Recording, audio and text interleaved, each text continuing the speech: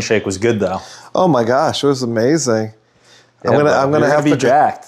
Seriously, if I just follow what you tell me to do, I've been jacked before. You just haven't really seen it, you know? When would you say was the last time that you were in like, not your prime, but you know, when you look back, you're like, oh, if I could go back to that. Yeah, I mean, I think like right before COVID, like, and then during COVID, part of it, then I got fat, like at the end of COVID. Actually, I do remember that. Like my weight actually kind of like, how can I say it like the right way? I fluctuate with weight because like, yeah, sometimes I'm disciplined, then I let it all go. Sometimes too, like all the hours that I'm working on the business, for me, which is bad, is I tend to eat a lot to deal with stress. Yeah, so like I feel like that's really common. Oh, that is definitely common, you know? Yeah. And then, yeah, I mean, I'm like right now the heaviest. I mean, I dropped weight, but I'm still, you know, pretty heavy, you know? Yeah. So, and then like Vietnam, like I was skinnier and then I got fat after Vietnam. Or during I'm like trying to think of like you at different time frames, like how Think about the first time we met in Baltimore. It's like how fat was Benoit back then? I was pretty skinny when we met in Baltimore. I wasn't really lifting, but I was pretty like You were skinny. pretty skinny back then, yeah. So like I kind of fluctuate. I mean, I could get, it's interesting, like before I could like drop weight, like I would gain like 30 or 40 pounds, but then I could lose it. But then I don't think I'm as disciplined as I was in the past, you know? So I was like, I could get back to that weight, but you know. Yeah. I feel like I'll go through phases where it's like, you know exactly like what to do. Oh, for sure. But sometimes it's just, you don't really think it's that important. Oh, I don't know. That's at least how I think about it. Yeah. And especially when you get really lean, you don't have energy. Yeah. So that's kind of in the back of my mind when I get very lean to the point where I'm like on the edge of not having as much energy. Yeah. Then I'm like, I'll just eat a little more. Oh, yeah, definitely. Yeah. Right now I'm kind of on the upper. I would say similar to you where I've just been eating more than I probably would and more unhealthy than I probably would because I've been in like a really busy time. Yeah, definitely. It's hard when you're really busy to like, I feel like if I'm more in a routine, not really traveling, in a schedule, it's a lot easier because once you start traveling or meeting clients, it's like hard, you know, then you have to get back to the routine. That's when you get back. So it's like, yeah. Yeah. I want to get shredded again now. I'm sure you can. Watching you drink that protein shake just got me. Oh, yeah? Yeah. Oh, yeah. I mean, it was good. I mean, I feel like you could have like a health cooking, you know what I mean? A like health show? A health show, yeah, for sure. Yeah. Crypto and health and AI. Crypto, health, and AI. It's like pretty... I mean, those are the big pretty things. unique niche. Health, right? Health is wealth. If you don't have health, nothing else matters, right? That's true. And then AI, right? It's going to change the way, it's already changing, right? The way everything is done in the future. Yeah. And you're already like incorporating, right? So much AI into what do you do on a daily basis. That's true. That's true. And the blockchain is the future of money, no matter what, you know? Yeah. Fiat is dead. Fiat's dead. It's dead. The U.S. government keeps printing money. Dude, I mean, record rates. What are your thoughts on all that? Like, everything happening? So, I mean, I don't expect the government to be fiscally responsible. Notice no one talks about, let's do something about the debt or deficits, right? Yeah. Because, right, they're looking for their own best interests, which is to stay elected, and they're not in these positions long enough to care about the future, right? And then their way, right, of fixing the problem is inflating it out, right?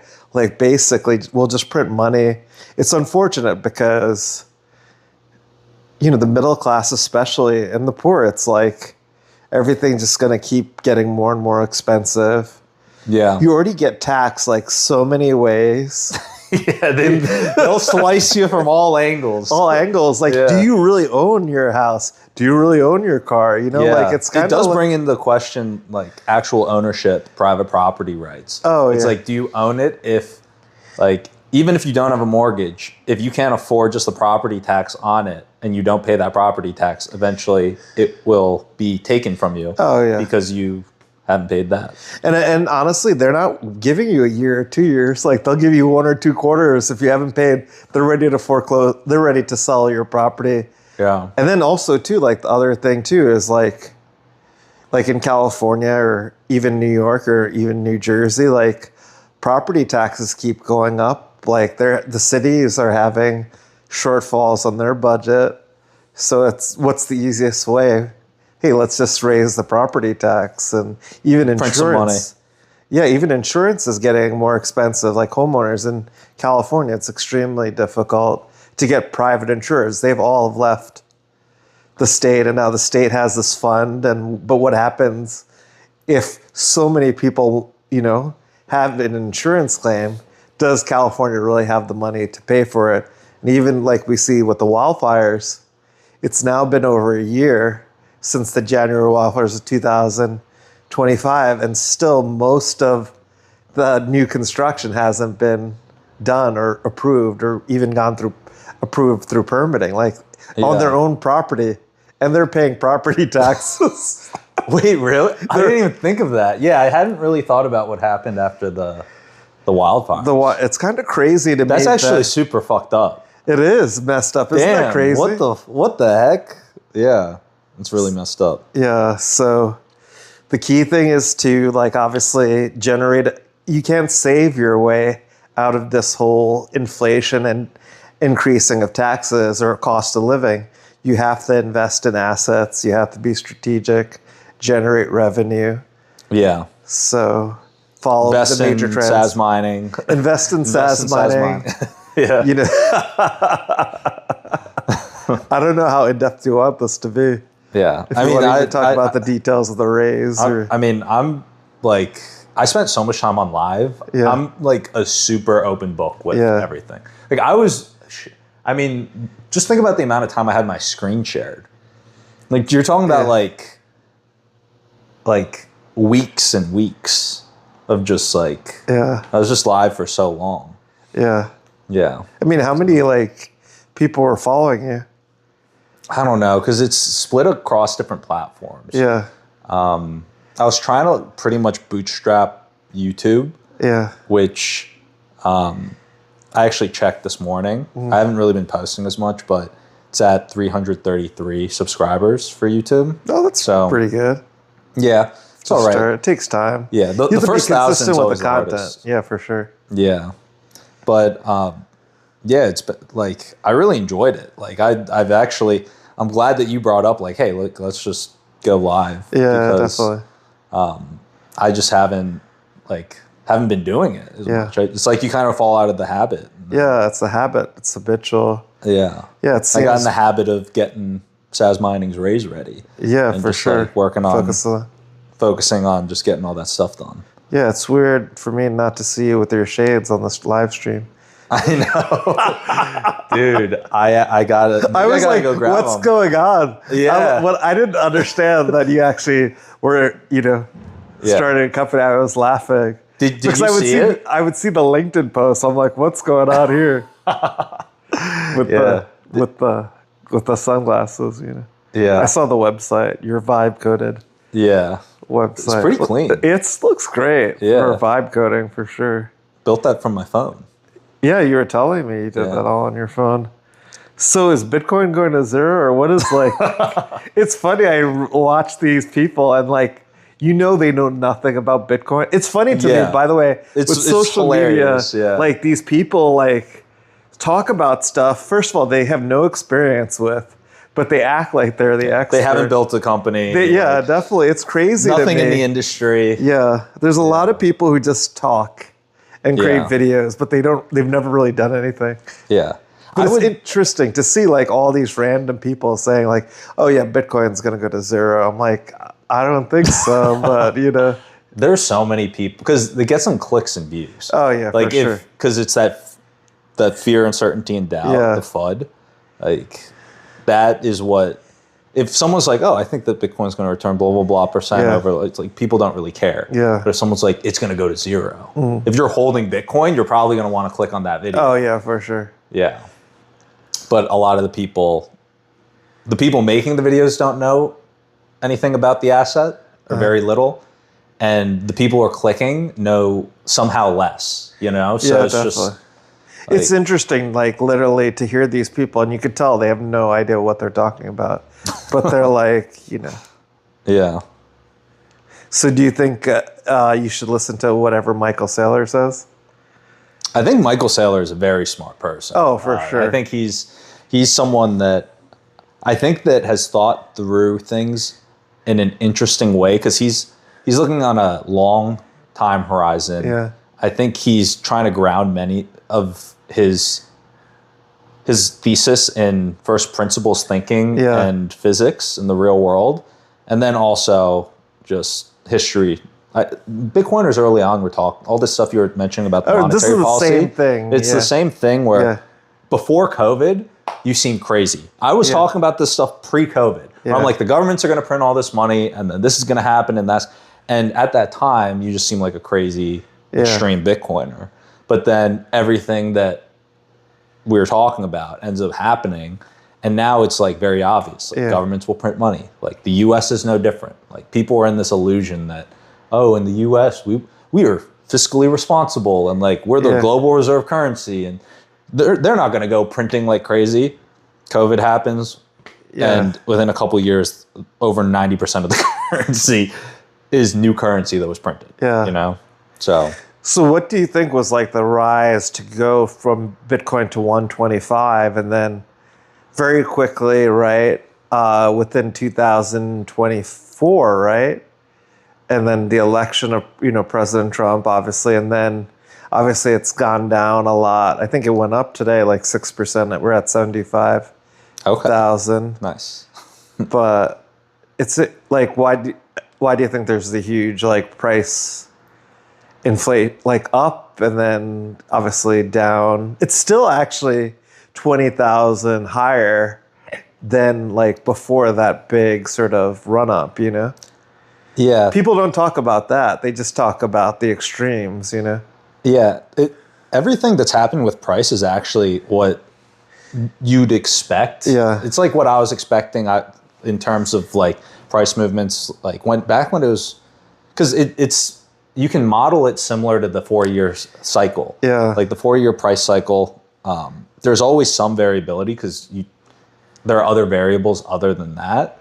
But I mean, traditionally, you have the halving, which definitely. this previous time it happened in 2024 in around April, May. And then the all-time highs are normally, I think the band is 13 to 17 months after for new all-time highs. And, it looked like, and then you have a big crash. Yeah, or it's like, so... I mean, I don't think that changes the long-term thesis, but I have a really difficult time predicting like what's exactly going to happen and like within a year. short period of time. Yeah. So like, what do you think is like a realistic price target 5 years from now for Bitcoin? And you could give a range, not like, you don't have to give a number. Yeah, well, I would talk about it in terms of the following peak of the next cycle, which I think the following peak, I would have to do some quick mental math because I'd have to look at. But my longer term thesis, if we want to do like a longer term, is that by 2035, I think that it's going to be over $1 million a coin. Yeah, and I would be unbelievably shocked if it's not over $1 million a coin, peaking by 2035. Yeah, which sounds crazy considering it's at 70.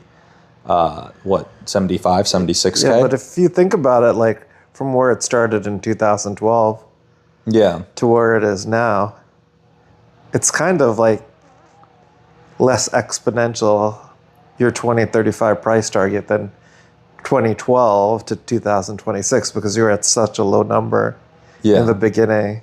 Well, to actually like break down the thesis a little more, because just so it's not like throwing out numbers. Yeah, like, for sure. the core of the argument, there are a couple like axioms that if you believe these axioms, then it very easily, when you map it onto numbers, gets to that price target. So the first clear one is like what's happened in the past with Bitcoin is you see that, like, it's hard to relate if you live in a place with a strong currency, but let's say that you're living in a country, a developing nation, or under a corrupt government, and you get your money stolen by the bank, you get access to funds shut off, you go through hyperinflation where all your money disappears. Like everything you work for, it disappears. You realize how fragile the system is, and it's broken in reality. Yeah. And you realize to protect yourself, to protect your wealth and everything that you've put into your building wealth, you need to get out of the shitty currency. Yeah. And you see this in investments, you see this over time where currency leaves bad money and goes to good money. Yeah. And every time you have these catastrophic events, which every currency goes through eventually, a lot of that wealth filters out and a portion of it goes to Bitcoin. Yeah. So you saw it with Cyprus, you saw it with Venezuela, you've seen it with so many places. And so my first belief is that governments aren't going to suddenly stop printing money. Someone could try and debate that, but I don't think that there's going to be some random magical event that's going to have governments all of a sudden agree to not print money. Yeah. So I think that if governments continue on the route, then what's always happened is currencies will eventually go through hyperinflation or become devalued, even the strong currencies of the past. And what happens in that case? That means that the currency's value goes towards its marginal cost of production, which is zero. If you can just print money, that's true. The marginal cost of production of new currency is nothing. Yeah. So especially if it's not like pegged to like gold, it's not pegged to anything, right? Yeah. I laugh because people say Bitcoin has no value, but doesn't like currencies really have no value? At the end of the day, it's not backed by anything. Yeah. Everything's a war of belief. The US dollar used to be tied to be backed by gold, redeemable. Obviously, Nixon took us off that in 1972 and gave us the money printer. And we've printed quite a bit. But I mean, it's given the US a competitive advantage in a certain sense. Being the reserve currency, they're able to print money and get away with it versus other countries. You know, obviously China is trying to be the reserve currency or try to convince its like other countries, trading partners, to use their currencies instead. And in Venezuela, they were selling the oil based on the yuan. And that's part of the reason I think too, as well, like that the US, you know, went into Venezuela and took Maduro. Yeah, there's always a reason for a lot of these things. What do you think of China? I'm curious. Because I know, like, on the solar side, China's, like, made some decisions that have completely made it difficult for, change the landscape in solar. I mean, I think it's, like, I've been to China, which was an amazing experience. I think everyone should go to China. I kind of want to go to check it out, you know? Yeah, it was pretty amazing. Like, I went to Beijing, Xi'an, Yangshuo.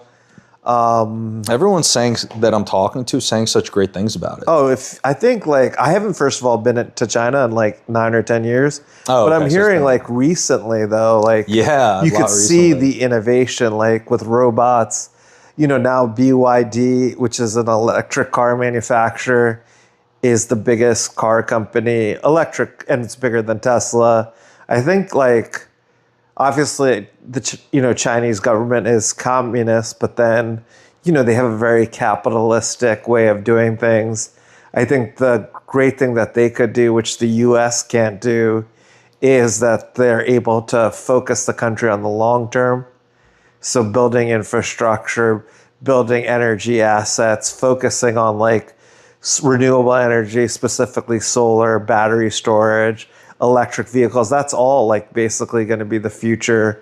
So in a certain sense, they're able to innovate and be creative because they're focused on the long term and not by special interests that, like lobbying groups, the oil and gas industry, the utilities have so much money. So they don't want to obviously change to what things are eventually going to be in the future. They want to keep their like cash cows going, and they're going to give a lot of money to candidates. And same thing with the tech companies.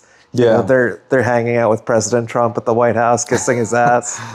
Not telling him what they really think. It's like they're going in a line. Like, okay, it's your turn to glaze.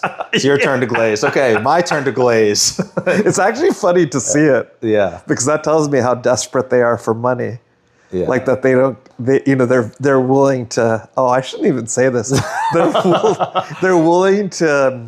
How can I say it? In a nice way, they're willing to be flexible with their values for their company. So diplomatic. Willing to be flexible with the values. Well, I listen to what they say. Yeah, actually. And even when they don't, you could tell they don't believe on what the president's saying, but then they'll give a very political response. Yeah. Other than Elon, but it depends how Elon's feeling that day. Yeah. Yeah, and him and Trump don't get along. No, so it's interesting now they get along, and Elon's actually still donating a lot of money to President Trump. So President Trump, I remember Elon did a huge donation a few months ago, and then President Trump in an interview said, "Elon's still my friend. He just had one bad moment." Oh, okay. But also that was 2 days before he gave Elon Musk gave a big donation to the so it's interesting, and obviously he has a lot to play the political game. He's playing the political game, and he is also a lot of these billionaires are. Thiel's been playing it for a while. Oh, for sure. Peter Thiel is really in another level. I mean, I believe Elon Musk is going to be the first trillionaire. Yeah, and he's making money moves with the merger of SpaceX and Gronk or XAI. And then, I'm biased as a former Tesla employee, I'll say, but I've also been inside the company to see. And Elon used to sit next to me. Oh, yeah? Yeah. A while ago, when you were young. Yeah. How old was I? At the time, you were 17, 16 years old. So. Okay, so I was sitting next to kids in high school, and you're sitting next to Elon. Yeah, which is pretty amazing. To me, I always said to my mind, man, those people who work with Steve Jobs or was part of that company Apple, that's amazing. I'd read these books, and that it's crazy that I had the opportunity to work at Tesla. I worked for Elon's cousin. Yeah. That's honestly transformational. That gave me the confidence to start my own company. They were listening to me and then implementing actions based on what I said. So I'm if the Musk family is listening to me, then maybe I know some shit. Yeah, maybe they gave the confidence. I might have some good ideas. Seriously, other than being an advisor for SAS Mining. And That's true. That's true. Yeah, you went from advising Elon to advising me. You got to step up. Big step up. Maybe that's your potential. Yeah, maybe you're not totally fulfilling. Bets. Yeah. Yeah. I saw definitely for sure promise, when you interviewed me on your podcast, and I had you on my podcast, The Solar Maverick. Yeah. And the SAS Mining for sure. Yeah, that is true. You've been one of my early mentors. Yeah, so it's amazing to see the progress, and I still believe the sky's the limit for you. It's what you want to put your mind to, and also too it's just you don't have to build these huge companies. You could do other stuff. If you told me hey, Benoit, I just want to be a fitness model, I'll be that's cool. Everyone has their own life journey. For me, I want to, I want to be in a band in the future, I just don't want to be working all the time. There's definitely other stuff outside. What would you play in the band? So I actually sing. I take voice classes every week, and I play guitar. But people don't know. And then, so you remember we went to the Jersey Shore, and that band was all saying hi to me? They know me. Other than being a fan of those guys, I would sometimes go and sing one song with the lead singer, of the band. So, actually the lead singer. We got to hit some karaoke. Yeah, for sure. I love I mean, I karaoke. would embarrass myself compared to you, it sounds Oh, like. I don't know if I'm that good, you know. It's just, you know, I just enjoy, you know. There's a lot of karaoke spots around here. Oh my gosh, like LA has go to like amazing. Koreatown or I mean, something. so like my friend's birthday, Kevin. You guys went to karaoke. We went to karaoke in Koreatown. We got a whole room. It was like 10 of us for his birthday. We had so much fun. So yeah, well, we got to meet up with him on Sunday. Hopefully on Sunday. I'll text him. He said to meet. But yeah, I mean, if it's interesting, I say like the sky is the limit. You have as much time. You know, you're still really young. You know who I say that to as well, outside of you? Who? Myself. I'm like, what do I really want to do? Do I really want to build big companies? Is like the value of my time more important? Do I just want to invest? Like I've invested in a lot of different companies and teams. Do I want my own thing? I mean, I have my own thing. So it's interesting, like, you know. That's true. And then also too. I could not believe how young you were. Like when you like first told me your age, I thought that you were like at least 10 years younger. Yeah. Like at least. I thought that you were in your 30s. Yeah. Oh, thank you. I appreciate it. And it's crazy too, like if you think about it, longevity. Yeah. With AI, right? How old do you guys think Benoit is, if you were to guess? Dude. I hope people are not following this. I don't know if I actually didn't even share it. I didn't post it, so. Oh, okay. Yeah. Oh, yeah, you're just recording this for like, it's not live stream, right? It's live, but I didn't push it anywhere. Oh, okay, you didn't push it, So, I mean, unless it randomly pops up. Yeah, definitely. Yeah, it's crazy. I was born in the 70s. It's crazy. Like I look at the TikToks and, you know, somehow they know my age. So they're like, this was like how kids were in the 1970s. And I'm like, it's crazy to me, like the amount of progress, society and technology. Like those videos it's of exponential. Like, this is our senior class from like, you know, this year. Oh yeah. Yeah. Like those, like, it's crazy. And to me, like, we're going to see even more and faster change and transformational the next 10 years than maybe the last 20 years, you know? Oh, for sure. It's like amazing. I think in the next 5 years, we're going to see more than the next for sure. Last 20 years. I mean, that's why, like, you know, I was saying to myself, hey, you know, like, I'm still young. Sky's the limit. Like, they're saying now, like... I honestly think that you'll live, like... I mean, you could live forever. I don't know about, but it's interesting. They were talking about like, okay, like, you know, like it sounds crazy. Average like, people will live to, they say 100. You know what I mean? Like, so if you think about it, if you did all the right things, and then obviously you could take in the future, like the person's consciousness or brain. Yeah. You know. Well, I mean, like when I'm talking about like, I honestly think in the next like under 5 years, you're gonna. I sound crazy, but like if you flush out like how much is happening and like the exponential curve where we're at on that, I mean, we're at the point, we've already crossed the point where the models, AI models are so good that we can't even understand like the answers. Like imagine the smartest human in the world can't even understand the answers to the like the hardest math questions in the world. And we can't even create the harder next level of math questions. So we're using AI to create the harder level of next math questions to test the AI models. Yeah, definitely. Because and if you just apply that type of understanding, I mean, they're very good at mathematics, but to ability to understand the world, and then you look at the potential in terms of breakthroughs in science and like our understanding of like basically just how the world functions and the production capacity, like we're at the very, like, Elon believes that we're already in the beginning stages of the singularity. But, like, you know, I think that, like, if you ask the majority of AI researchers, like, they believe that we're either in it or going to be in it within the next 3 to 5 years. Yeah. And the exponential curve, it only gets more mind-blowing. Like, let me put it this way, because it's kind of hard to wrap. Like, I was having a hard time wrapping my head around it until it was explained like this. So imagine a world where the models today look like ChatGPT 1, right? Where it's just like, it's so stupid. It's like you can't even like, use it.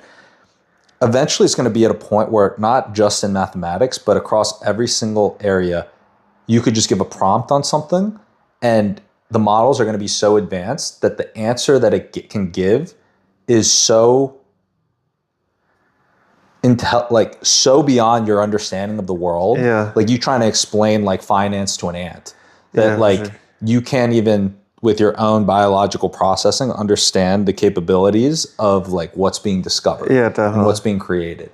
And like in those types of advancements, like our understanding of the world is so limited. You're talking about like the ability to like transform space and like the world around you and travel. Like these types of breakthroughs are what makes like life on like interplanetary, like on Mars, all these things possible. And I sound crazy like saying this now, like, but I think the world is very quickly going to see like everything's about to change. Yeah. And so what that means for longevity is like, if you think about life and like aging and everything, it's not like, yes, it's a very difficult problem, but it's by no means like an impossible problem to solve. Yeah. Like to live longer, like you got to, we're already finding ways to slow your speed of aging. Yeah. So like, let's say every year that passes, like next year, that's like 1 year in the real world, but your speed of aging, maybe your biological age, you only age like half a year. Yeah. Just that little amount means like an average lifespan goes from 100 to 200. Let's say you cut that down a little bit more, then every year could be like a quarter of a year instead of a year. And then any type of big breakthroughs, you reach the point where you age every year so slow, and then eventually you find ways to like potentially reverse aging or fix. It's like it seems like a solvable problem. Like there's like some type of mechanism that keeps you aging. It's like you don't have like fingers that like are still like 5 years old and the rest of your body's like 50. You know, oh, it's interesting. Like, there's like consistency. So it's like solving the aging mechanism, and then we haven't done it yet, but I think that a lot of this stuff is going to happen very quickly. Obviously, like longevity experts like out there. You have Brian Johnson, who says he's only maybe 25 years old, but he's actually 48. Yeah. And then you see pictures of him before and now, and he looks younger now. Oh, for sure. Yeah. And then what's his name? He's mogging now, dude. He's what? He's mogging. Have you heard the term mog? No. Oh. I'm not exactly sure if I'm qualified to like explain like what it means. It's just like a term that gets thrown around a lot. But Brian Johnson's starting to mog, dude. Oh, that's pretty funny. I'm trying to think of the other guy, Dave Asprey. He's also a longevity expert. And then there's this guy, I forget his last name. Yeah, Diamantis. But now I don't know if you heard, he's under scrutiny because he came out on the Epstein files that was released last week. So I haven't really followed those, but it's a waste of time. It sounds like a lot of people are showing up in some way, shape, or form. Oh yeah, for sure. Yeah. That kind of sucks. Yeah, definitely. I mean, I heard about this dude. So Paige told me about this, but apparently there was some dude that like popped up on the files. Yeah. And it was a guy, he popped up because he was trying to buy a plane. Yeah. And he was in touch with like the email to like buy it. Like he didn't even know who the owner of the plane was. Yeah. And he tried buying it from like the owner ended up being Epstein. Yeah. And he didn't even end up buying the plane. Yeah. But just like the fact that like he was looking at planes, didn't even know who the buyer was, asked who the buyer was, and then just ended up like not buying the plane. Yeah. He shows up on the Epstein files, and we were like, "You're on the Epstein files." Oh wow, that's crazy. Yeah. It's also interesting. Granted, I hope I passed along that story properly because like Paige explained it to me, but as it was explained to me, I was thinking, okay, that sounds kind of crazy. Yeah, that is kind of crazy. I mean, yeah, the whole thing seems like some sort of conspiracy. Yeah. There's so many conspiracies. There's so many conspiracies. It's like everything. Dude, like this is the crazy thing. I'm not sure. Have you ever thought about like throughout human history, it's like our view of like someone from the past, right? Mm-hmm. Good or bad. Yeah. It could be like Marcus Aurelius, Oh yeah. Hitler, whoever, right? Just like anyone of the past. It's like we only know their thing through the lens. Here's a way to think about it. Think about how much that even happening today, you don't know if this is We real. don't know if it's real. Imagine like from 10 years ago, Yeah. 20 years ago, thousands of years ago. It's like Yeah. we think that we know so much about the past, but like we don't know fucking Yeah. anything. Think about We can't it. even get reality today right. Like Oh yeah. And with Yeah. history, you go to history class, right?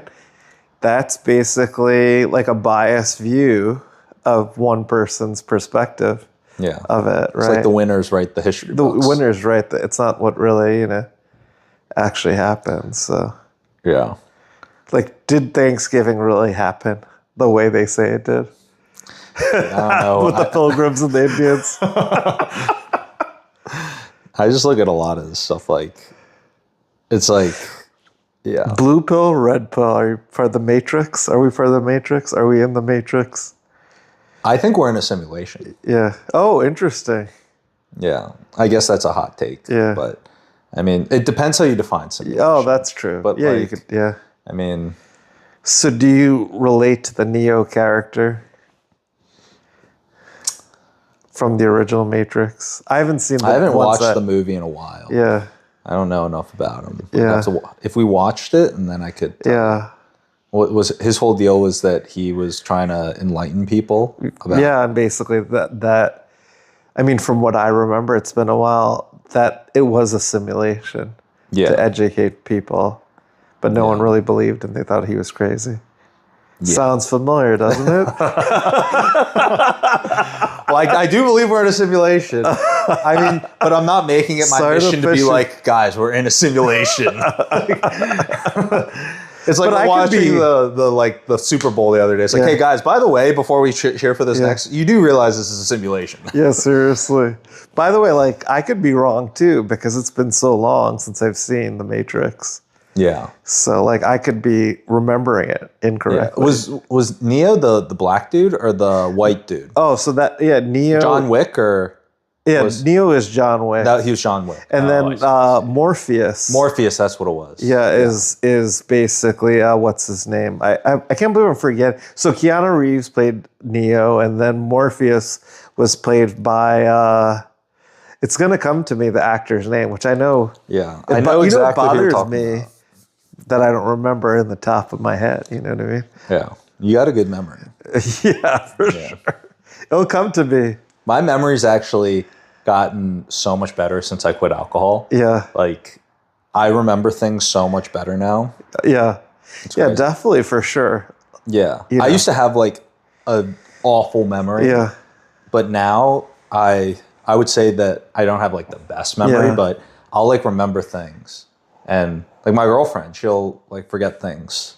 Mm-hmm. And I'll be like, I remember, but she like won't remember. Yeah, She's won't like, you have remember. such a good memory. And I'm Yeah. like, I guess I just you also remember. could train your mind to be like. I've read books on improving memory. You also could train your mind to do it. Most people, are not training themselves to do that. That's true. The other thing too, I would say, Have you seen this? I've seen it. Is this for your hair, your head, Yeah. right? It helps with regrowth or something. Oh, I actually so my girlfriend, she got it for me Yeah. like as part of my birthday gift. Yeah. And so when we're watching or something, she'll just like do that. So wow. because she would normally have to scratch my head. And then well, without a tool. Yeah, And definitely. Now she's got a tool. Yeah, now she got a tool. Yeah. She's got to get you a back scratcher too. No, she bought these 3 back scratchers for Oh, me. that's pretty funny. Yeah, so This wasn't planned. I just said it. that's Oh my gosh, it Yeah, extends. extends, so she can scratch. I've never but seen it's also a like back usable scratcher. for like. Oh, me, you can but do yourself back if scratching. I want. Yeah. So there's like 3 different. I guess this one's short. Yeah. Like I'm used to those like plastic ones with the weird hand. Like this is like pretty advanced. Yeah. These. You want to check one out? Sure. I mean, I've never really used. Yeah. Oh yeah, this is pretty. Yeah, it's pretty cool. Yeah, this is a great. I thought it was so funny that she got these. That is pretty funny. Yep. What was I gonna tell you? So yeah, sorry for cutting you off. No.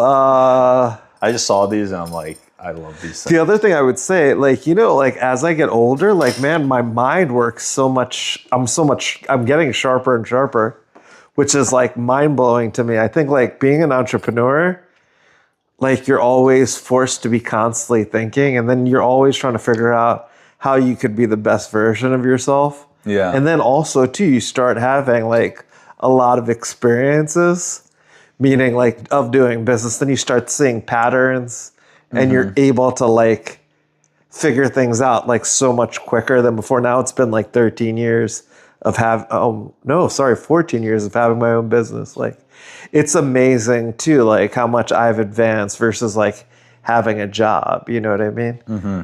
So it really compresses your rate of learning. Oh, yeah, and you become a lot smarter. Like I guess more like street smarts and not just the theoretical. Well, it's also interesting because like you're getting real time feedback. Yeah. It's like for sure. Your company either like makes it or doesn't make it. Yeah, definitely.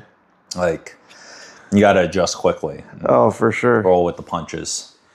Yeah, definitely. And then like, what like software or apps, AI related, that you're using that you feel like has helped you tremendously? Yeah, I use the base model so much, like it's crazy, like ChatGPT. Yeah. I also recently have been using Manus a ton, Manus.ai. I don't know, man. No. Yeah, I'll send you a link so you could try it out, bro. It's fucking good. Yeah. Like it will. Their architecture and how they built it is so interesting. So you can give it a task, and it'll deploy like tens of, and I think that their newest one that I'm not sure if they've launched yet, but like up to like 100 parallel agents to go and complete the task for you. So it's kind of like ChatGPT, but it like connects to like a bunch of your plugins. So I'm like raising capital. I'm like, go through my email and find all the people that I should go speak to. Yeah. Build a CRM. Do all this. Do that. Yeah. And they're like, we'll work for you. Yeah, but definitely. you can rack up the bill pretty quickly. Like in the past week, I've probably spent like $400 on it. Oh, okay. Yeah, that's a lot. Yeah. So, but like the amount of work that I got done was like way more than even like a virtual assistant, like a team of virtual assistants. And I was just like, because I'm just walking and like I'm at the gym and I just like give it a prompt. I'm like, do this, and then like it'll be working. So it's like working all day. Yeah, I should probably be doing it right now, but like I'm chilling. I'm just relaxing. Yeah, definitely. But you can just get so much work done. Yeah. It's like the amount of work that I've gotten done this past week is like it's amazing. fucking crazy. Like literally crazy. Like I was telling you some of the outcomes, but like I don't think I truly understand it. If you see me like sit at the computer for an hour and then like I just show you like if I actually like am working this weekend on Manus, like you'll see like the output that I do now in a week by myself is more than I would have done in a month. That's amazing. With a team. Yeah. Previously. Yeah. That's or maybe on par. Yeah. But like with a team. Yeah. That's what gets me excited about AI. Like I have a team of people who work for me, but like you have to deal with vacation, personal issues. Yeah. They're ready to go. Yeah. I'm like, get on it. Yeah, seriously. Yeah. I mean, do you believe when Sam Altman says that there's going to be billion-dollar companies with one person working at the company? For sure. Yeah. Yeah. I think that like, I think that that's going to happen so quickly. I mean, that's what's getting me excited about having a business, because I really don't like to have a lot of people because to deal with the drama and all the other things, and AI comes in, you know, like, and you're not really dealing with these issues as you were before, you know. Think about how in the past, math used to be a job. Like if you were like trying to do calculations for something or run finance, like before Excel, it's like you had to, like there was like teams of people that would have to figure this stuff out. Now, when Excel came out, that took like massive amounts of people that used to have to do everything you can now do with Excel. And now it's like just Excel. Yeah. So like imagine if you're in Excel and everything's automated by Excel except one cell still needs to be run by a human or two cells. Yeah. That's going to slow you down so much if every single time you needed to make an update to like a key input that like you needed to wait on the humans to finish all that and then update the math across the entire thing.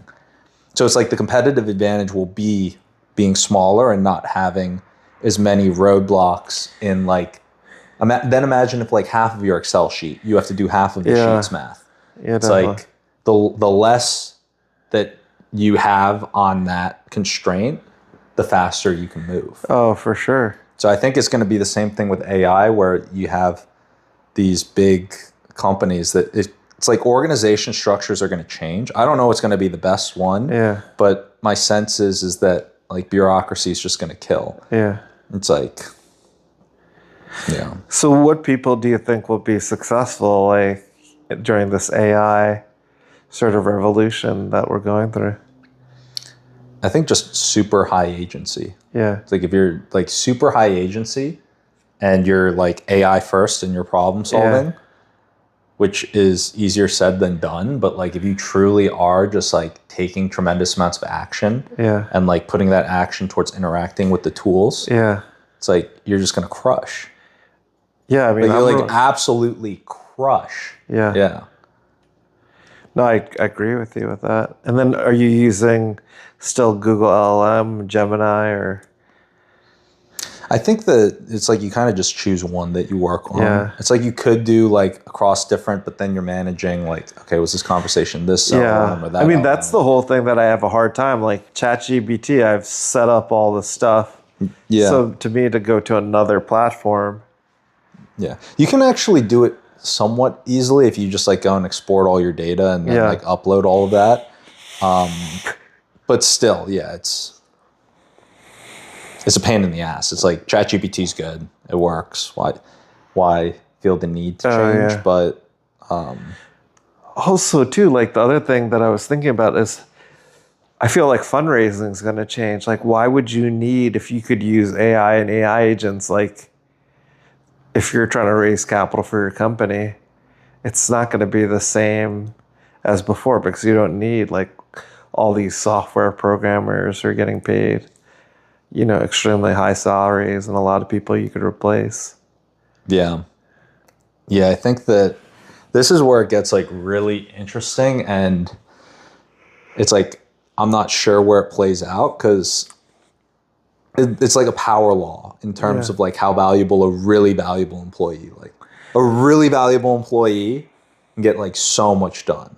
Yeah. It's like, so you'd be willing to pay a lot for that person. But then a lot of people are just going to slow you down. Yeah. It's like, how do we get the good people? It's really hard to get good people. Yeah. And then to keep them. I think like my thought, this is like the big thought that's changed for me. Like this past couple of years, I've worked so much. And like I knew a lot going into it before these past couple of years. Like I knew a lot having been like an entrepreneur for like almost a decade at that point. And like the big thing that I learned and that I was incorrect on was I thought, oh, I should just offload everything to AI. And I took that stance early and I realized that it was wrong because like it would be better than if you were competing against another team that wasn't like fully AI native. But I still think it's much more powerful if you have like an elite team that all are using AI. Oh yeah, together for sure. And so I realized that I need to double down on my strengths, which is like what I was doing at SAS Mining really. Like, but instead of needing to manage a team, I can just do it. Like go run a capital raise, go and do like the media stuff that we need to and like build the relationships, do the podcast, go to events, but like use AI in all those processes and still do the same thing with recruiting the best people. Yeah, definitely. Because that used to be like the way that I would focus. And I think that I just made an over adjustment with AI. Interesting. Yeah. You want to go get some coffee or something? I feel like you. Oh yeah, I'm starting to feel sleepy. Yeah. We have been sitting down. Like when you sit down for a little while, it kind of makes the couch is really comfortable. Yeah. I have no problems falling asleep like anywhere. I didn't really sleep that much last night. I went out and then... You're also on the road for a bit today. Oh yeah, so I was driving for 2.5 hours, or a little more than that. So I think that too. Yeah. I didn't sleep much last night. I slept I slept like 4 hours maybe. Oh, okay. So I slept like an hour more than you. So actually, I was diagnosed with sleep apnea. Oh, fuck. You got sleep apnea? Yeah, so like, Damn. I'm at the doctor's appointment and I'm like falling asleep during the doctor's appointment. She's like... Yeah, sleep apnea is serious. She's like, this is like not normal, you know that? I'm like, no, I didn't know that. Like I'm used to taking like brief naps in the afternoon, like a half an hour nap to get me through the day. She's like, I think you have sleep apnea. So I went for the sleep study. They said you have sleep apnea. So recently, before I came to California, like 2 weeks, it's been now for 3 or 4 weeks, I got the machine. Wait, which one? Oh my God. CPAP machine. CPAP, yeah. So it's actually in my car, and it's interesting because I've been able to like get a lot deeper sleep and where I don't need naps and I'm awake. But the challenge is for me to keep the mask on. Like at night, I'll just like knock it off because it's like uncomfortable. Yeah. It takes time to get used to it. It's pumping oxygen into you. Sometimes it's a little like awkward or you're not used to it. But I've been able to sleep deeper than I have. Yeah. So, and then I'm more awake, which is like a game changer. When I was drinking alcohol, my sleep was awful. Oh, alcohol is notorious. It was so bad. Also, being overweight too is another reason for sleep apnea. And also, the big thing was I would sleep on my back. Yeah. And that, like, is really bad for me because I got a fat tongue. Yeah. So my tongue would block my airway. Yeah. And I couldn't breathe. So men have actually sleep apnea more than women because they tend to have fattier tongues. Yeah, I got a muscular tongue. Yeah, I got like a muscular tongue. Yeah, so it's interesting because they say most people actually probably suffer from sleep apnea, but most people are not diagnosed. Most people won't do the sleep tests. Yeah. And then most people won't get the CPAP machine. I did the sleep test, and when I did it, they said I didn't have it, so I couldn't get the CPAP. And I was like, all right, well, I feel like I need it, but if I'm not going to get it, I'm like, all right. But they say actually even regular people, it would improve their sleep.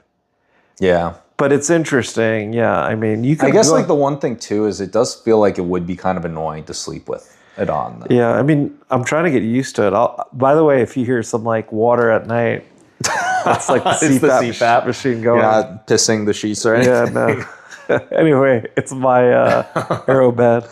Yeah. But it's interesting because if you're able to sleep better, like that's a game changer. Oh yeah. In itself. Anything to like improve your sleep. Yeah. So have you checked this? You got to check this out. I've been staring at it because like I'm right. Yeah. I didn't notice it until, You got to check this thing out. All right. Oh. Is this another Costco? This is the Love Sack. The Love Sack. Yeah. The Love Shack. The Love Sack. You know the song Love Shack? Love Shack? Yeah. No. Was that another one that was before my time? Yeah, it was 1990. Okay, yeah, that was before I was born. You're a Love Shack in the new... I guess I feel like I've heard this. You've heard... It's like, it was a big hit. They're like one-hit wonders. So. But did you get that at Costco too? This? Yeah. It's like the biggest like... No, this was... I ordered from the place. Oh, okay. From the company. Oh, the company. Love Sack, yeah. Oh, that's... Oh, I thought you were being sarcastic. No, it's called... I'm pretty sure it's called Love Sack. It's actually a pretty creative name. Yeah, let me just double check so I can give you the right... Love Sack. Yeah, it's called the Love Sack.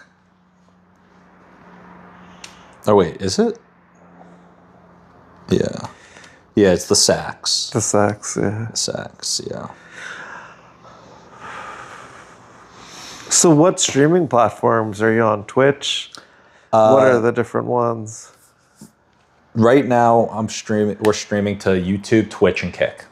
Oh, okay. Yeah. Yeah. Yeah. It's fun. I haven't streamed in a minute, dude. Yeah. It's been good. Yeah. It's amazing to me how the streamers are getting more popular than celebrities. Oh, yeah. It's a different world now. Yeah, yeah, for sure. Things have changed Yeah. so quickly. Did you try this out? What? Did you try this? The hair thing? Yeah. I've done it before. It's a head scratcher. Yeah, like. But I guess it probably is good for blood flow to the. Oh yeah, blood flow would help. So like they have it like at the Sharper Image store. I've used this before. It is very like it feels better when. Yeah. I don't know why. Yeah. But it's like it's almost like if you like scratch yourself, Yeah. it doesn't feel as good as if like Someone else is doing it. Yeah. So it feels not as good when I do it to myself, but it does feel really good. But blood flow is important for hair and hair regrowth. What do you want to do for dinner tonight? I didn't make any plans for us tonight yet, but yeah, we have stuff this. So what time do you want to go for dinner? That's a good question. Yeah. Let's see what time it is now. 4:14. Well, it also depends if I'm gonna hit the gym. Oh yeah, that was the other thing. Yeah. If I should hit the gym or not. I feel like maybe I should hit the gym. Yeah, it's up to you. I mean, I have work to do, so it's not like, you know. Also, like, maybe I'll walk around just to see. Check out the area. Yeah. Yeah. But then I guess how would I get back in? I got an extra set of keys. Oh, okay. I got you covered, dude. Parking spot, the keys, the extra room. Seriously, what else do I need? I mean, you got everything, dude. Yeah, definitely. You can move in. Yeah, seriously, tonight. Yeah. Dude, stay as long as you want. I mean. There's a solar conference happening in San Diego. Technically, I have to be back Wednesday or Thursday. I'm doing actually a live interview. And it's going to be filmed and stuff. So I have to be technically. And then I'm having an event, organizing a networking event for my podcast on Wednesday night in San Diego. I sent you the invite. Yeah. Through Luma. When is it again? It's this Wednesday from 5:30 to 8:30. Oh, this Wednesday in San Diego. In San Diego. It's not close by, but I figured I'd just send you the invite, to see that I'm keeping myself busy. Yeah. Are there going to be investors?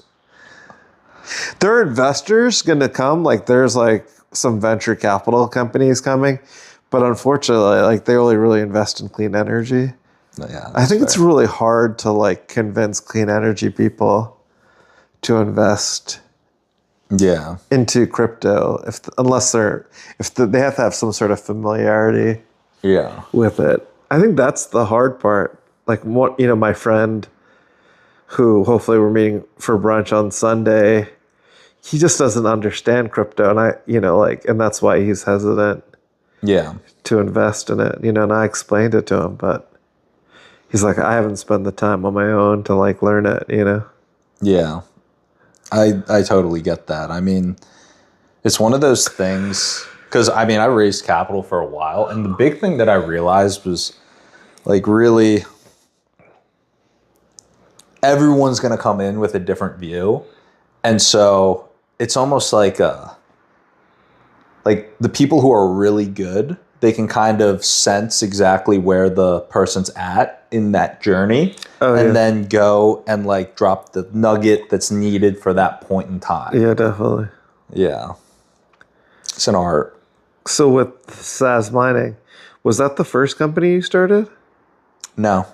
I started I started a mobile app. Well, it's my second technology company. Yeah. But then before that, my first serious-ish company was a mobile app. Yeah. When I was in college.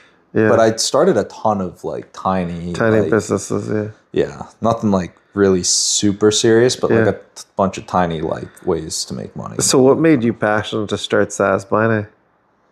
I mean, there's a whole number of things, but I think that I'll just list like all the reasons. Yeah, you can list all the reasons. I think that one, like there's just a natural like love of the game, love of business, love of being an entrepreneur. Yeah.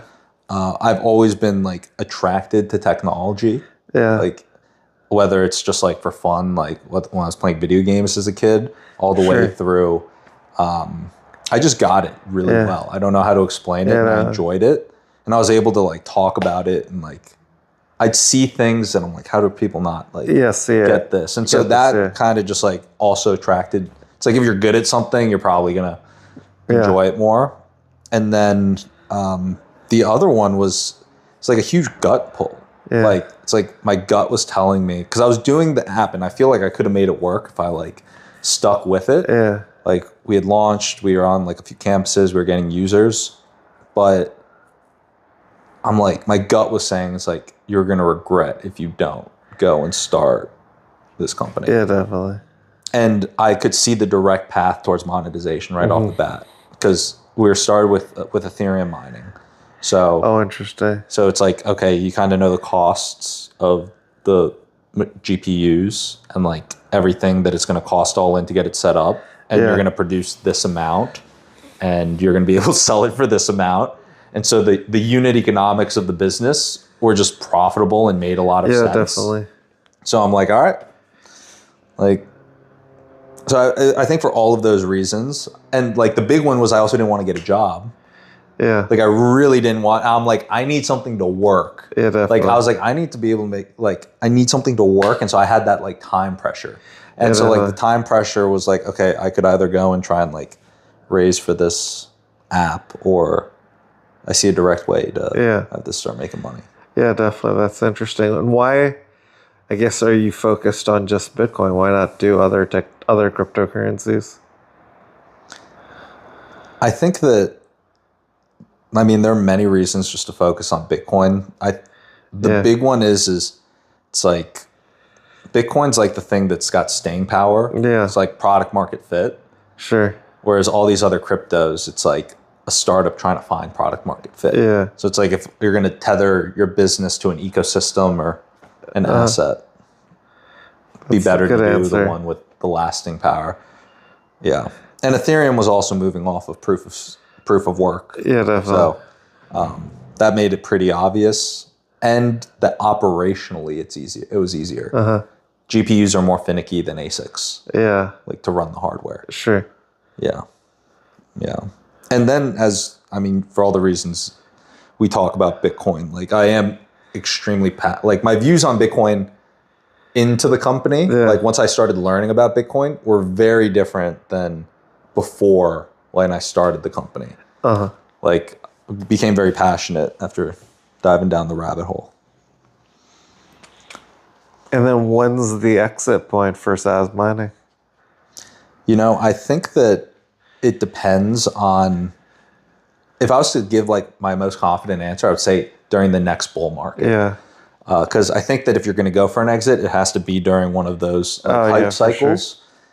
Else you're just leaving a lot of money on the table. Yeah. And so, and I think that, you know, it would have been a stretch to do it this bull market, but I think that executing over the next few years, like that is just like a clear good exit point. So that would put it in like 2029, 2030, depending on market conditions. Sure. Yeah. Yeah, that's exciting stuff. It's definitely exciting. Yeah. There's a lot going on. Yeah. There was something I was going to ask you, but I'm like forgetting. Yeah. That protein shake what if I like threw like melatonin in the protein shake? It's like, why am I so tired? Yeah, seriously.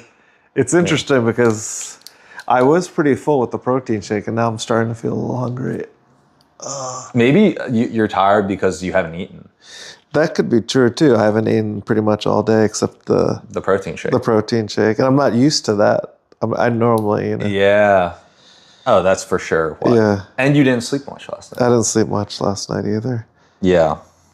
There was something I was going to ask you. If I was going to go to the gym. Oh yeah, that was the question. I mean, it's a good time to go. It's like 4:20. It's up to 4:20. Yeah, seriously. It's actually 4:22, but I was saying 4:20 to see if you would get the pick joke. up on it. Yeah. There's games within the game. Oh yeah. That's happening all the time. Yeah. Yeah, gym. Do I want to go hit the gym? What would I hit? I guess I could hit chest.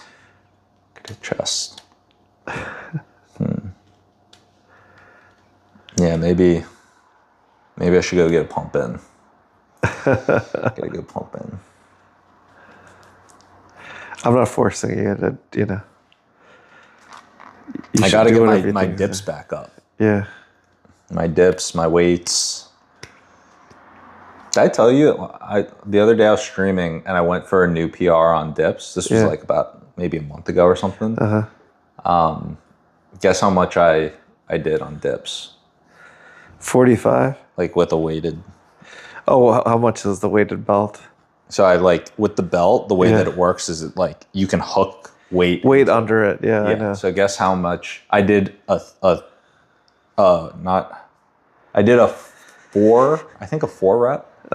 4 rep max. A 4 rep max. So it was 4 dips. 4 dips. So how much weight? Um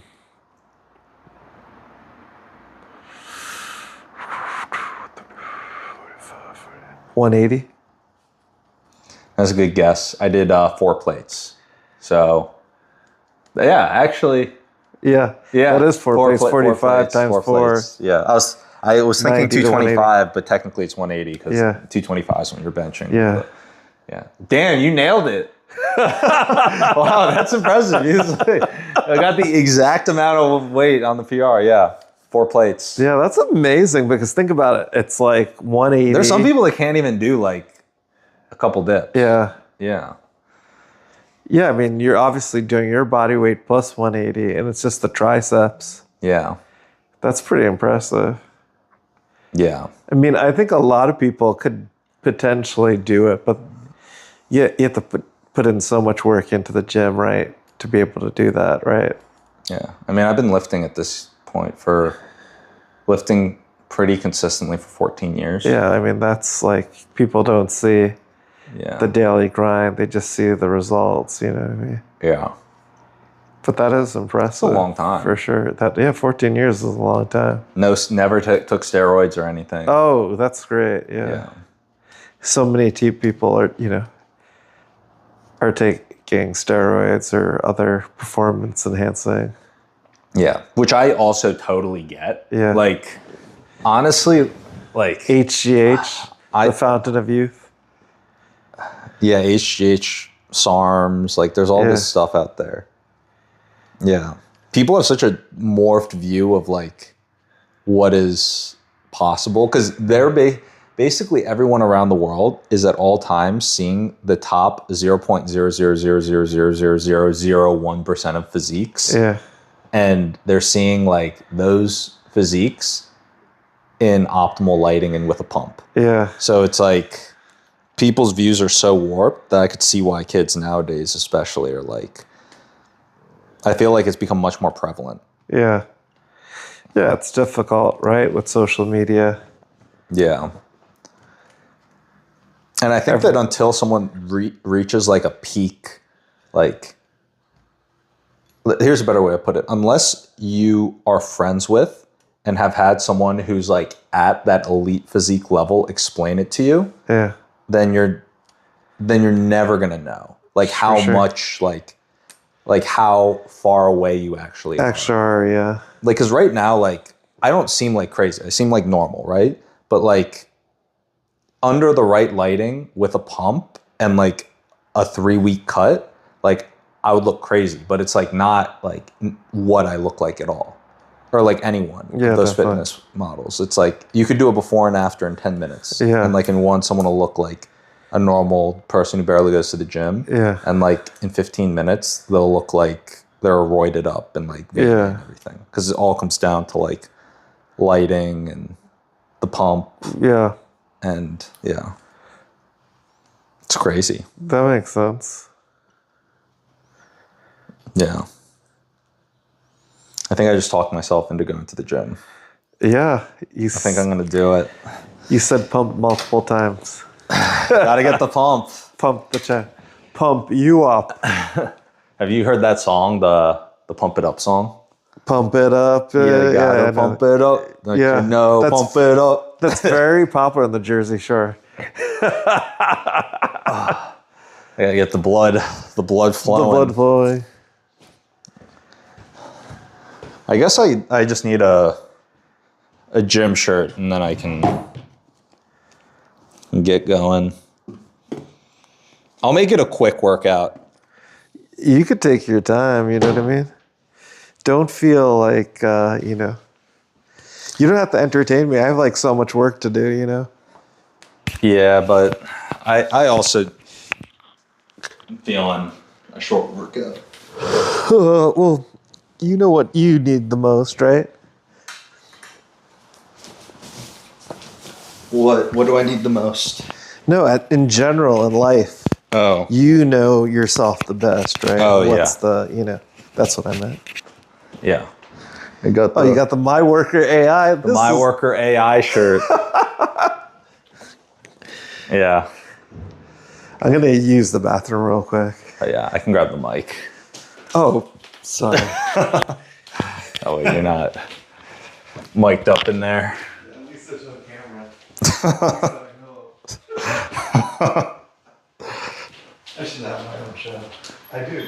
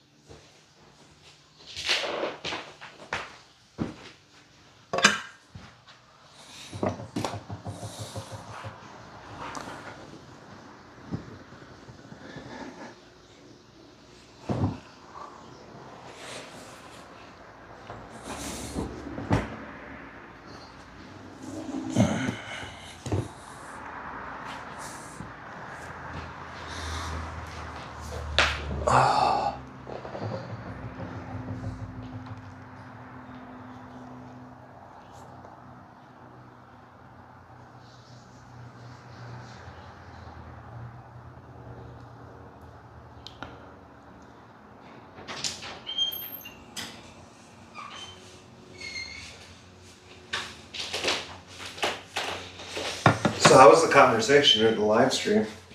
It's good, man. Yeah. Good content? Good content. It's still going. Oh, it is Just still leaving going. it on. Yeah. I could ask you a million questions. It's interesting because, obviously, I've worked Oh, thank you. I've worked with a lot of entrepreneurs and different teams, and I learn a lot too. Yeah. So look how many questions I'm asking you, right? Yeah. That I don't have an opinion about, or maybe I do, but Yeah. It is fun. It's good. Like, network is so important. Oh, the network, yeah. Just yeah. Because you're going to learn so much more if you're around Oh, yeah. smart people. Oh, for sure. To build that network, to curate it. Yeah. To find people, new people, and then the existing network. Yeah. Oh, Benoit, you check this out? The Entrepreneurial Innovator Award. Oh, this is, wow. This is for real. Congratulations. This is so heavy, by the way. Yeah. Yeah. Oh, that was last year. Congrats. I think you put a LinkedIn post about this, right? Yeah.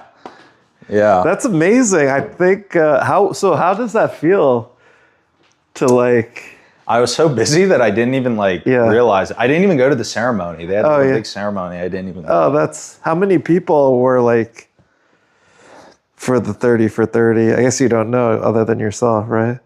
How did they 30. Even keep track? Or actually, yeah, I'm pretty sure. Oh yeah, 30. You're right. It's 30 for 30, right? Yeah. How did they keep track with it? Did you submit for this, or was the way something a nomination, or? I think it's a nomination process. Yeah. So, yeah. 30 for 30, Bucknell University. There we go. Seriously, that's pretty impressive. Have they had like a reunion, or have you gone to the reunion? Yeah. There was a 5 and a 10. Yeah. Isn't that crazy? Or actually, no, I haven't had the 10 yet. I had the. Oh yeah, you haven't. For my high school. Yeah. Oh, the high school reunion. Yeah. Yeah, because I graduated. How many years ago? 12 years ago. 12? Or 13 years ago, maybe. From high school. Oh, okay, yeah. 8 to 7 years from college. Yeah. College, like eight years ago. Yeah. Yeah. Damn. It's a long time.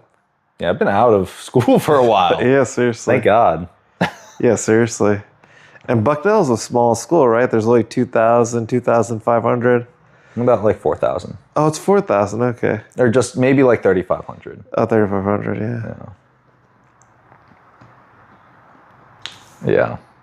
I enjoyed it. Yeah. It was good.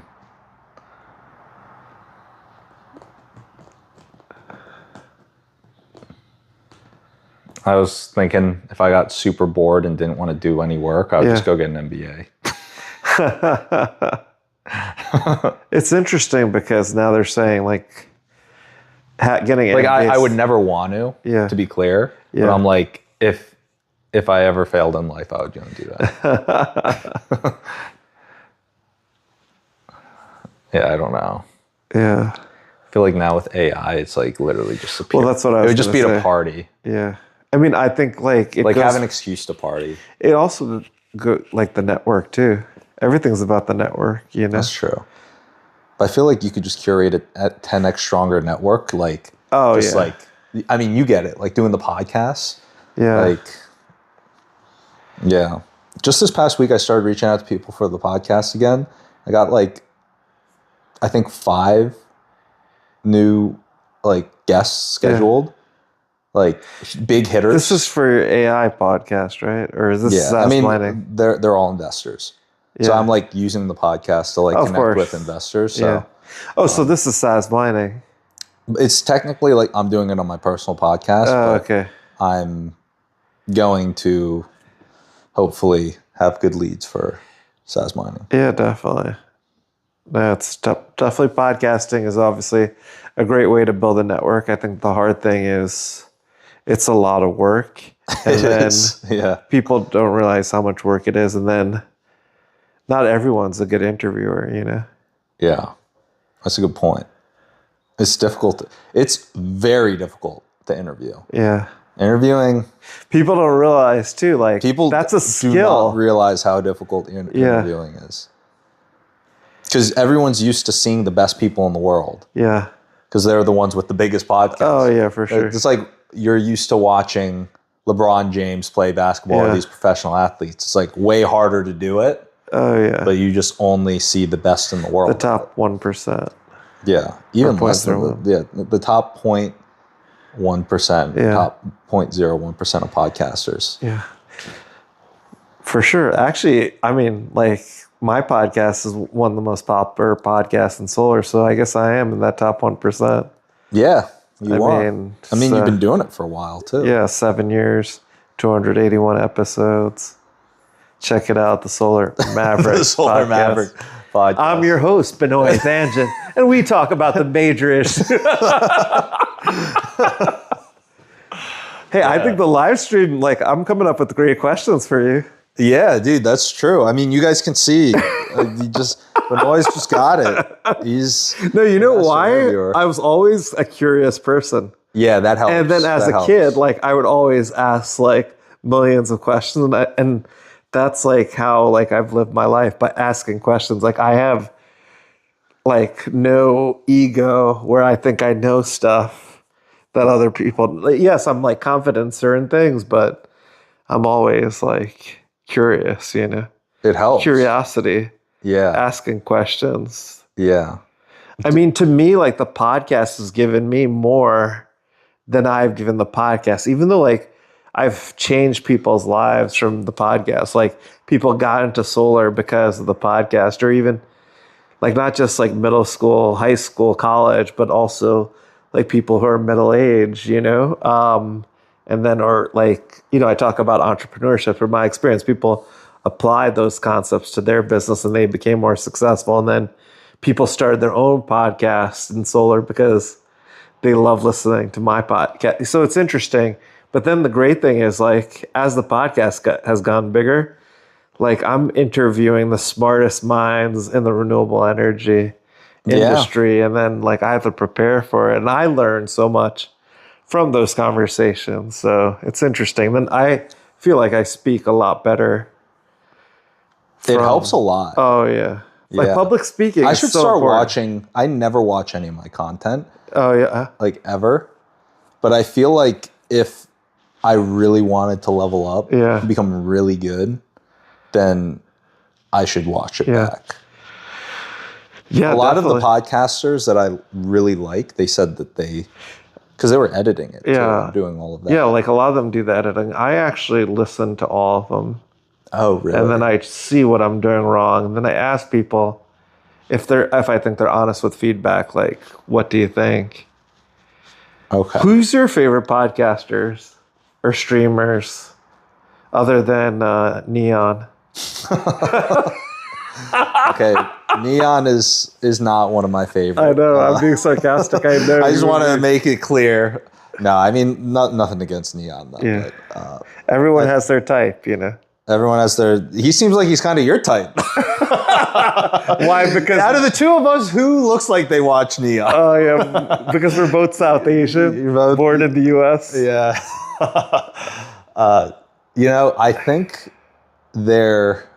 so there's two pieces. There's who's a good interviewer and who's a good guest. Oh, I think those definitely. are two separate things. If I'm looking at interviewer, it depends. And I know this is just like, maybe I'm getting too specific here, but I think that depending on what you're looking for, there are benefits to different styles. Definitely. So I think that, for the types of people that Joe Rogan interviews, he's like the right type of person to interview. He's able to ask really good questions, like the question that I feel like a lot of people would want because he follows his curiosity really well. Yeah, he's great at that. So I think he's good, but if I don't listen to him that much. Yeah. I think that the podcasters that I listen to the most are Diary of a CEO, Stephen Bartlett. Yeah, that's one of my favorite podcasts. Yeah, I think he does a very good job. I think that sometimes Patrick Bet-David and his crew annoy me in how they interview. Me too. But I think that they also are interesting and they get interesting guests. Yeah, definitely. So I think that's my view there. But I do think that he's someone who is willing to push back a lot more than other interviewers, which I like to a certain degree at times. I don't always agree with him, but he's someone who's willing to, even when I think he's saying stupid shit or he doesn't get it, he'll like push his like narrative. Yeah, so it gets the guest into like a spicy type of, definitely. Like back and forth. And then Jack Neal is an up-and-comer, the younger guy. I'm not sure if you've heard of him. I've not heard of him. I think he does a really good job. He's almost like a mix of one of my other guys that I was going to mention, Lex Friedman. Oh, I know Lex Friedman.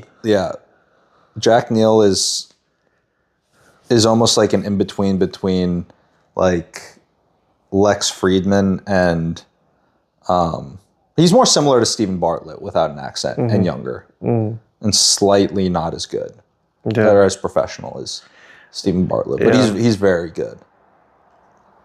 So I would say that those Those come to mind. I think Jordan Peterson's a great guest, but I don't think he's a great interviewer.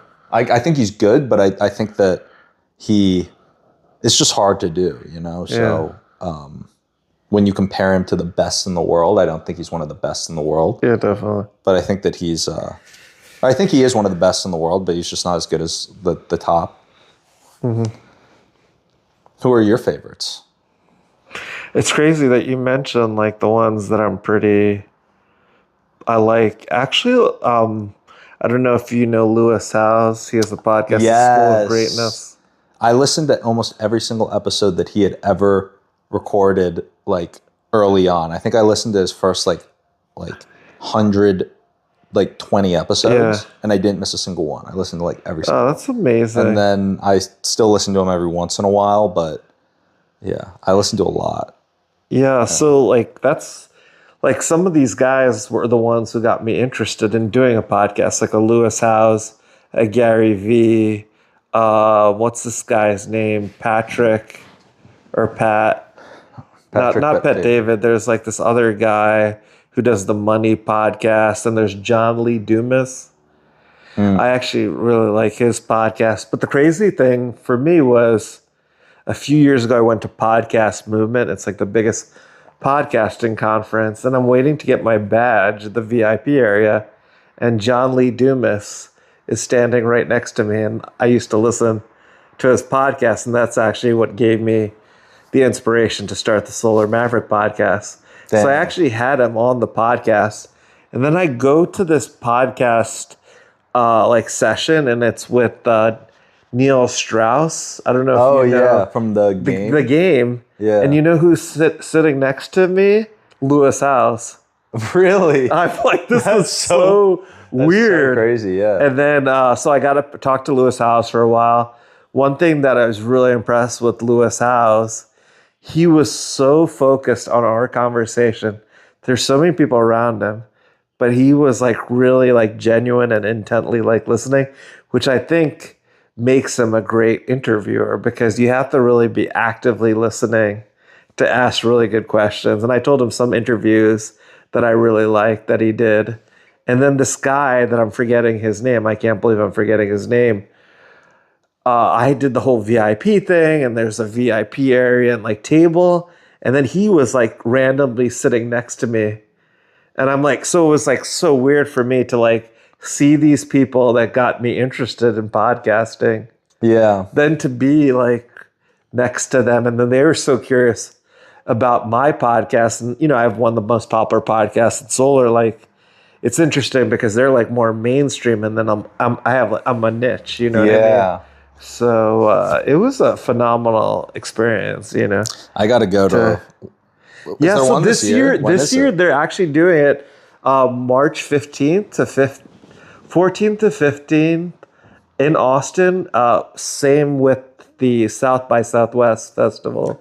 My friends are telling me, some of my friends are helping organize South by Southwest. Oh, yeah. So, like, Podcast Movement's going to be within South by Southwest this year. Oh, my God. I got to follow up with her. There are a couple of people that, they could help for the raise, too. Yeah. So much to get done. It's, like, crazy. Seriously. Yeah. I work now when I'm at the gym. On the bike, I always bike for 30 minutes at the start, and I'm working on the bike for 30 minutes. And do you feel that takes away from the actual intensity of the workout? Yes. I do. 100%. It definitely, I'm not getting as good a workout because of it, but I open up hours of work. I open up like a full like hour of getting stuff done. And the thing is I think really clearly. Because like the extra blood flow and everything. So like my mind, it's like you're sharp. Flow state. Yeah, I'm just like, I'm in it. So like when I'm just like, I was streaming workouts for a little while. And when I like am actually just working on the bike, man, I am a fucking machine, dude. Mm-hmm. I'm a machine. But it does take away from the workout for sure. Yeah. I'm not sure if you ever got into... What type of workout routine do you do like more lifting, more cardio? Yeah, I lift mostly, so I do 3 to 4 days of lifting.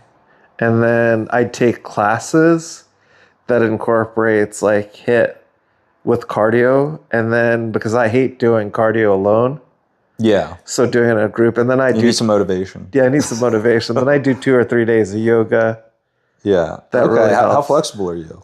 I'm really not very flexible at all. I'm actually like honestly getting better. I think too, like I actually when I was skinny could do a lot more.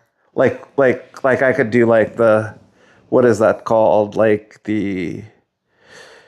oh my gosh, I can't believe I'm forgetting. Basically a handstand, yoga handstand and stuff like that. Headstand? Yeah, headstand. I can't do that now because I'm just too heavy. I tried doing handstands the other day with the gymnast. Yeah. Dude, it was like, was your arm shaking? I couldn't balance. Oh, you couldn't balance. The balance is the hard part. Yeah. So with the yoga instructor, like they could potentially hold you. Yeah. To keep the balance. She just told me to go up against the wall. And then when when I went up to the wall, I could do it. Yeah, I used to be able to do it easily. Now I think it's because of the extra weight that I put on that I don't want to really try it. Because you could fall on your head and then, Yeah. So, but for me, like it's the diet. And then, what happens is like once I start traveling, I lose the routine. That's why I miss like being consistently in one place. Yeah. When you're always nomadic. Well, we're going to be healthy this weekend. For sure. Yeah. Maybe. Do you think you're going to be able to stick to... do I get to put you on... Yeah, for sure. We'll try it. Yeah, I think I could stick to it. You stick to it this weekend. I mean, it's pretty easy. Do you want some water, by the way? I have my water stuff.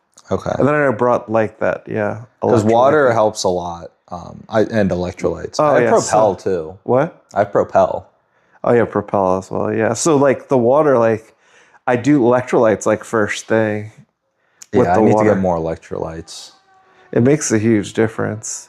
And it tastes good. Oh yeah. And the other thing I'm doing is like to help me with the fast.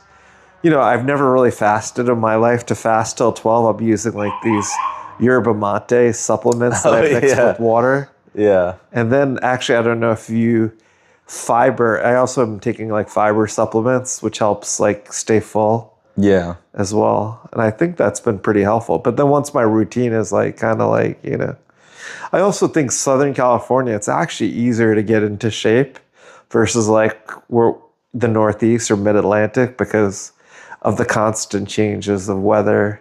Yeah. And then especially in the winter if you can't go outside. You have longer tarps off season here. Oh, that's true too. Where people are just like, you're going to be at the beach, shirtless at the gym. Like, I think that plays into it a little bit. I feel like too, also that healthier lifestyle. I feel like people eat healthier here than in the Northeast, at least where I'm from, Yeah. It's true. I feel like people and it's more of a drinking culture in the Northeast, at least, than here.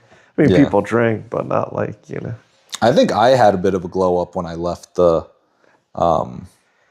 York. Yeah. Was that because you were newly single or was it because... Probably both, honestly. It's a great motivator. Once you're single, you're like, I got to get back into fighting shape. Sometimes when you're in a relationship, you get comfortable, Yeah. Kind of like me now. Yeah, the back scratches, the head the back scratches, head scratches. I'm getting soft over here. Seriously. So, Yeah, that's a very good point. You bring up a good point. See, I'm cutting with you. They say, now this is like, they say technically, it's actually better not to live with your girlfriend, that they should live in a separate place because they get you comfortable, with like, just, I've heard that. Maybe I think I heard that from you, actually. I was like, yeah, I've heard this before. Remember when we were at the Chinese place? Yeah, after the podcast we recorded last time. Oh, yeah. I remember you mentioned that. Yeah. I can see it, though. Yeah. That is funny. You could just start any type of like saying, like they say, and then you just start spreading it, and people are like, I've heard that. You know who's good at say that? Well, think about it. If you say things enough times, people will start to believe it. Like, President Trump's great at that. Yeah. He just says what he thinks. Yeah. Or what he believes will help him the best, and he keeps saying it. Yeah, if you say and it then people enough. believe it. Yeah. There are people who will believe it, you know. Yeah. You just got to keep saying it. So now, like, you know, like people are confused. If someone says no, he's like, wrong. Yeah, wrong. That is pretty funny. Yeah. So like in my podcast now, like because people are confused with solar because there's so much fake news out there, always I'll be saying solar is the cheapest form of energy and fastest to come online. And I say it multiple times all the time that people come up to me. Solar is the cheapest. What I remember from your interview. And by the way, that's what I want them to remember. That's because true, that's the truth, you know. You should just be like, Benoit engine is the best. Benoit engine is the best. You know, subliminally we're putting that in the podcast. Yeah. Oh, that's funny. Yeah. What type of cuisine are you thinking for tonight? I think we should go for something with protein. For sure. I mean, we could do like a Korean barbecue. I mean, I love Korean barbecue. Korean barbecue's good. Probably better to go out than cook. I probably wouldn't want to. We could do steaks here, but I feel like we should just go out. Yeah, we could just go out. We got to celebrate our birthdays. That's true. Yeah. The day before Valentine's Day. I know. Friday, February 13th. Friday the 13th Friday today. the 13th. Yes, that's true. It's true. I'd be down to go to like a Korean barbecue place. Yeah, it works. Whatever. I'm flexible, you know. I'm not picky. So. Yeah. Maybe an all-you-can-eat might be too much, though, if we're trying to cut. It might not be a good call. Yeah. All right. I'm going to try and do the hit workout, this lift. Pump you up. You've never seen Hans and Franz, right? On Saturday Night Live? The Asian comedian? Hans? No. They're like two guys from Austria. Oh, no. At the end of it, they would say, I want to pump you up. You never, yeah. Yeah, I don't think I've heard of this. It's like even, yeah, you weren't alive for it, but, you know. Nowadays, it's great because it's on YouTube and, you know. I saw a video the other day of like the early days of YouTube. There's this video that like had so many views, and I'm like, I can't believe this was how low the quality. The quality was. Like the bar was literally on the floor back then. But think about it, the bars. But they were innovators. They were innovators at the time. Yeah. But even if you think about it, now the bar is pretty low. Like think about 5 to 10 years, like how good the technology is going to be, you know? Oh yeah. I mean, I think that it's kind of dystopian, but I feel like in the future, like majority of the content's going to be like AI. Yeah. Did you see that the new Chinese video thing? They had like one with Tom Cruise and Brad Pitt fighting. Oh yeah. One with Will Smith. He gets crushed by some ant or spider. It was pretty amazing to see, you know. Yeah. How real it was, you know. Dude, the entire society is about to change. To change in like a crazy way. I hope it's for the best. I really do. We can't stop it now. Where should I put this? I'll put it in the case. We can wrap up the stream. That was fun. I'm glad that you brought up how we should just toss it on. I think there's a lot of great content on here. Yeah, honestly. Yeah, this is kind of nice how you can just set this up. Oh yeah. How long do you think it took me to set this up? Like once I had I found all the equipment. I mean, I got this up and live to all those platforms within like 5 minutes. And it's portable too. It's not like how it was before, like clunky and you know. Yeah, don't need a camera or anything. Well, this is the newest Samsung, so the camera on it's actually like really good. Nice. Yeah, if you want to go to the other side and look at it, just to like see the quality on the camera. Oh wow, yeah, that's pretty amazing. Yeah, it's like a high quality. Cool, this William Samasugi on your phone thing. Oh yeah, I have a little. Oh wow, we've been doing this for an hour and 40 minutes. Yeah. That's crazy. There's actually a lot of good content. Yeah. Oh, for sure. For sure. So, yeah, and then it looks great with the whole sofa and the background too, like. They're just hanging out. Yeah. We were just gonna sit here and chill anyway, and then yeah. I'm like, yeah. I'm sure I'll have several hours more of questions for you. The more I think about it, I could just keep coming up with stuff. By the way, we covered so many different topics. We did, yeah. In a short period of time. Yeah. Well, dude, I was literally like live streaming for like 6 hours plus a day. Wow. Like I was on live a lot. Yeah. Yeah. Like crazy amount. Yeah, that's pretty crazy. Yeah. For like, yeah. A lot of content, honestly, if you think about it. Oh yeah, 6 hours a day. Yeah. Think about it. You should go and then like create snippets of it. Yeah. There's like so much valuable content, you know? Even just creating long form. Yeah. Like consolidating.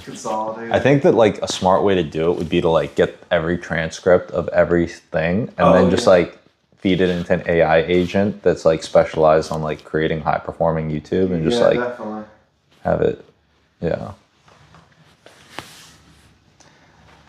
Damn, I'm about to go and try and tear up this workout. Yeah, all right. I'm gonna go get after it. Wrap this up.